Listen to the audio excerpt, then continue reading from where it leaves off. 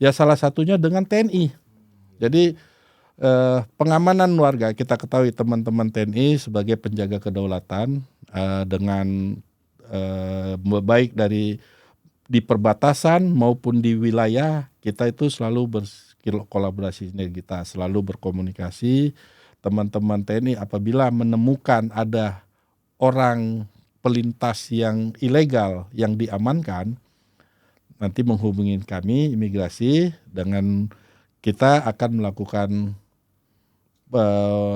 pengamanan bersama, kita lakukan dan kita akan klasifikasikan. Kalau dia sudah bisa sudah masuk subjek melakukan pelanggaran hukum sesuai Undang-Undang Imigrasi, kita akan lakukan penegakan hukum.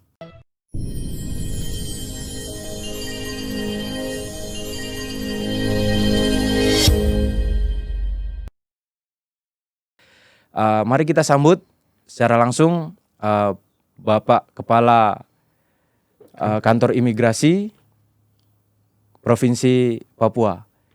Silahkan memperkenalkan diri, Bapak. Baik, Assalamualaikum warahmatullahi wabarakatuh. Salam sejahtera bagi kita semua. Om Swastiastu. Perkenalkan, saya Roni Fajar Purba, selaku Kepala Kantor Imigrasi Kelas 1 Jayapura. Saya membawahi kantor imigrasi di Jayapura ini dengan konteks wilayah hukum keimigrasian di wilayah kerja kantor imigrasi Jayapura. Kami sering mendengar kata imigrasi. Nah, fungsi ataupun fungsi dari tugas imigrasi itu mungkin bisa dijelaskan, Bapak. Mungkin seperti apa gitu. Baik, memang masyarakat masih banyak yang belum paham apa itu imigrasi. Imigrasi itu adalah suatu institusi pemerintah di bawah, kalau dulu Kementerian Hukum dan HAM, salah satu, namun setelah di pemerintahan yang baru ini, imigrasi ini di bawah kementerian yang baru, yaitu Kementerian Imigrasi dan Pemasyarakatan. Jadi imigrasi berdasarkan Undang-Undang Keimigrasian, yaitu Undang-Undang Nomor 6 Tahun 2011. Keimigrasian itu adalah hal ihwal tentang lalu lintas dan keberadaan orang asing di wilayah Republik, pengawasan keberadaan orang asing di wilayah Republik Indonesia. Imigrasi artinya jadi melakukan pelayanan tentang keluar dan masuk wilayah Indonesia bagi orang, baik itu orang asing maupun WNI, juga keberadaan orang asing. Pengawasannya, ya, jadi tusi imigrasi melakukan pelayanan keimigrasian, yaitu dokumen perjalanan berupa paspor, ataupun pelayanan keimigrasian izin tinggal bagi orang asing yang berada di wilayah Indonesia. Itulah salah satu tusi keimigrasian. Kemudian terkait kantor pusat, cabang maupun kewilayahan dari kantor imigrasi Provinsi Papua sendiri, itu mencakup kewilayahan mana saja? Mungkin ada beberapa unit dan juga beberapa cabang di wilayah Papua ini yang membawahi dari kantor unit Provinsi Papua sendiri mungkin. Baik. Jadi imigrasi seperti yang saya jelaskan tadi, imigrasi itu adalah salah satu unit pelayanan teknis Direktorat Jenderal Imigrasi. Direktorat Jenderal Imigrasi itu di bawah, dulunya adalah Kementerian Hukum dan HAM, sekarang menjadi Kementerian Imigrasi Pemasyarakatan. Imigrasi di Provinsi Papua ini ada 5 kantor imigrasi kalau di Papua, yaitu 1 kantor imigrasi Jayapura, 2 kantor imigrasi Biak itu tersendiri, 3 kantor imigrasi Merauke, 4 ada kantor imigrasi Timika, serta 1 lagi rumah detensi imigrasi. Jadi unit pelayanan teknis Direktorat Jenderal Imigrasi di wilayah Papua ini ada 5, ya salah satu. Kalau kantor imigrasi Jayapura membawahi wilayah kerja itu ada 10 kabupaten dan 1 kota. Jadi dalam hal pelayanan keimigrasian berupa pelayanan penerbitan dokumen paspor bagi WNI, juga dokumen bagi orang asing izin tinggal yang berada di wilayah beraktivitas di wilayah Papua ini, pengurusan izin tinggalnya berupa izin tinggal baik itu izin tinggal kunjungan ataupun stay permitnya berupa kitas, itu pengurusan administrasinya di bawah kantor imigrasi, serta pengawasan keberadaan orang asing, pengawasan terbuka maupun tertutup tentang keberadaan mereka. Ya, itu.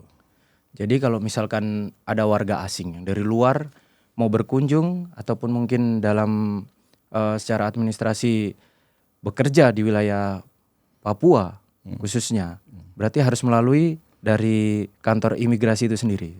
Perizinan izin tinggalnya imigrasi yang menerbitkan, juga apakah dia melakukan aktivitas sesuai izin tinggalnya itu dia kantor imigrasi yang menerbitkan. Namun sekarang ini kita dengan pelayanan sudah digitalisasi semua, jadi ada juga yang memang kita memberikan pelayanan sudah secara online. Jadi dia masuk dari negaranya datang, dia mengajukan visa secara online, masuk ke wilayah Indonesia melalui pintu-pintu masuk. Pintu masuk ini ada namanya tempat pemeriksaan imigrasi, ya. Kalau bandara tempat pemeriksaan imigrasi yang paling besar di Indonesia itu ada di Soekarno-Hatta, Bali, ya. Ngurah Bali, Rai, ya. terus ada di Surabaya, ada di Makassar. Jayapura juga di Jayapura atau di Bandara Sentani itu juga pintu masuk internasional. Namun untuk sampai saat ini belum ada penerbangan yang reguler, penerbangan reguler yang dari luar negeri. Sifatnya masih sifat yang charter, penumpang charter. Jadi mereka masuk dari sana terus melakukan aktivitas di wilayah Jayapura ataupun Papua sekitarnya, mereka sesuai dengan izin visa mereka. Jadi setiap orang asing kan harus memiliki visa. Itulah yang hal-hal yang menonjol di perbatasan ini kira-kira apa sih yang sering terjadi begitu, Pak? Mungkin apakah ada hal-hal yang mungkin di luar daripada ketentuan atau mungkin secara administrasi atau bagaimana begitu? Mungkin bisa dijelaskan, Pak. Ya. Jadi kita ketahui Provinsi Papua ini kita kan berbatasan langsung dengan negara sahabat dan negara tetangga kita adalah Papua Nugini. Yang mana Papua Nugini ini antara pemerintah Indonesia dan pemerintah Papua Nugini ada perjanjian agreement untuk pelintas batas tradisional. Permasalahan-permasalahan di perbatasan ini masih banyak kita temuin. Adanya pelintas dari negara Papua Nugini yang memasuki wilayah kita tanpa dokumen. Ya, kita ketahui seharusnya sesuai agreement ada pintu-pintu yang sudah ditunjuk, yaitu pos lintas batas. Itu yang sudah ditunjuk resmi seperti SKAU ataupun pos lintas batas tradisional yang sudah disesuai kesepakatan mulai dari pos lintas batas Waris, Skofro, Yeti, itu adalah pos lintas batas yang sudah sesuai agreement. Dalam kurun waktu 2024 ini saja, kami kantor imigrasi sudah melakukan penegakan hukum kepada warga negara Papua Nugini yang pelintas batas ilegal itu sejumlah 121 orang yang mereka memasuki wilayah kita tanpa dokumen resmi, tidak memiliki dokumen. Di tahun 2024 ini, dari periode Januari sampai Desember ini kami sudah melakukan penegakan hukum, pendetensian itu 121. Di antaranya 15 orang kami lakukan penegakan hukum sampai ke pengadilan, sampai kita pro justisia. Dan sesuai dengan undang-undang keimigrasian, bahwasanya imigrasi itu bisa melakukan penegakan hukum, penindakan projo bagi warga negara asing yang memasuki wilayah Indonesia tanpa memiliki dokumen resmi. Jadi istilahnya ilegal. Ilegal ini semua terlaksana penegakan hukum berkat kolaborasi sinergitas kerja antara imigrasi dengan stakeholder atau mitra kita yang ada di wilayah perbatasan, ya salah satunya dengan TNI. Jadi pengamanan warga, kita ketahui teman-teman TNI sebagai penjaga kedaulatan dengan baik dari di perbatasan maupun di wilayah, kita itu selalu berkolaborasi, kita selalu berkomunikasi. Teman-teman TNI apabila menemukan ada orang pelintas yang ilegal yang diamankan, nanti menghubungi kami imigrasi, dengan kita akan melakukan pengamanan bersama, kita lakukan dan kita akan klasifikasikan. Kalau dia sudah bisa sudah masuk subjek melakukan pelanggaran hukum sesuai undang-undang imigrasi, kita akan lakukan penegakan hukum. Itu bisa kita amankan, kita langsung proju, ataupun juga kita tindakan administrasi keimigrasian berupa pendeportasian. Jadi 121 ini dengan rincian 15 yang sudah sampai ke pengadilan. Jadi memang banyak masalah, rata-rata memasuki wilayah kita tanpa dokumen. Ya baik itu dia tradisional, dia dengan alasan datang membawa barang-barang hasil pertanian mereka untuk dijual di wilayah kita, tapi dia tidak dilengkapi dengan dokumen resmi, sehingga kita anggap sebagai illegal entry. Jadi tadi penyampaian dari Bapak sendiri, di data tahun 2024 ini terdapat 121 orang. Itu yang termasuk dalam kategori ilegal begitu. Ilegal. Nah, dari 121 ini, adakah indikasi yang membawa barang yang mungkin secara ketentuan dari Undang-Undang Negara Republik Indonesia sendiri dilarang begitu? Ada beberapa ya, yang beberapa kasus, salah satunya membawa kasus ganja. Ya, mereka menyelundupkan ganja, diamankan. Karena kasusnya ganja itu adalah tindak pidana umum, makanya diamankan selanjutnya oleh baik kepolisian yang akan melakukan penegakan hukumnya, pidana umumnya. Berarti kalau misalkan ditemui anak di bawah umur contohnya, itu dari kantor imigrasi wilayah Papua sendiri, tindakan yang diambil seperti apa? Apakah langsung dikembalikan ke negaranya kah? Atau diproses dulu? Kita pastikan dulu kewarganegaraannya melalui kita hubungin konsulat Papua Nugini. Ya kita duga kan mereka warga asing. Ya kita informasikan ke konsulatnya bahwasanya kita mengamankan, kan berdasar pengakuannya atau ada orang tuanya. Kan bersamaan, biasanya anak-anak itu bersama dengan orang tuanya, nggak ada yang anak kecil jalan. Jadi orang tuanya, kita ada tahu orang tuanya, ya anaknya ikut. Jadi setelah kita pastikan dia warga negara Papua Nugini, kita mintakan pemerintah Papua Nugini melalui konsulatnya menerbitkan SPLP, surat perjalanan laksana paspor. Kalau di dalam istilah bahasa Inggrisnya temporary travel document. Jadi sementara untuk bisa kita pulangkan dia ke negaranya. Jadi kita deportasi melalui pintu yang resmi. Pintu resmi untuk pendeportasian itu kita bisa melalui PL Benskau. Terkait dengan paspor. Paspor ini tentunya setiap warga Indonesia yang akan melaksanakan perjalanan dinas ke luar negeri ataupun dalam tujuan kunjungan ke luar negeri, tentunya harus ada paspor kan gitu. Nah, pertanyaan saya, untuk paspor yang khusus untuk TNI ataupun masyarakat sipil, itu adakah suatu perbedaan? Paspor itu adalah dokumen perjalanan Republik Indonesia ya. Kalau paspor. Jadi kantor imigrasi menerbitkan paspor biasa.